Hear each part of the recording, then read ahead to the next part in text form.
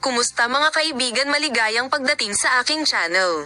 Ang paglabas ni Engine Acuregem ng parehong mga tagahanga at magazine na mundo ay nasasabik na nasasabik. Gayunpaman, ang malaking kaganapan na ito ay naganap para sa isang habang, ang sinasabing katahimikan para sa isang habang, ang dating minamahal na nakakagulat na mga pahayag ay dumating muli sa agenda. Ang pag-angkin na ang isang malaking operasyon ay isinasagawa sa likod ng mga eksena upang palayain ang player ay lumikha din ng isang bomba na epekto sa mga lobbies. Ang mga mabisang pangalan para sa paglisan ng Engine Acurec. O hindi ba lahat ito maliban sa isang kampanya ng smear? Narito ang mga detalye na nanginginig sa mundo ng magazine.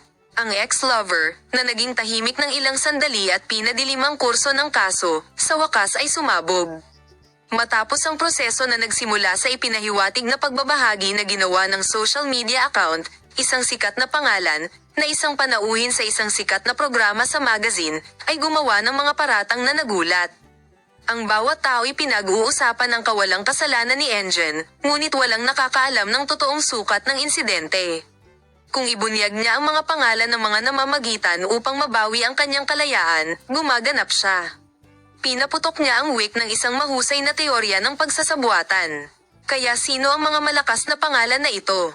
Ang mga salitang ito, na kung saan ay magbabantay sa kawalang kasalanan ng sikat na aktor, ay may malaking epekto sa social media sa isang maikling panahon.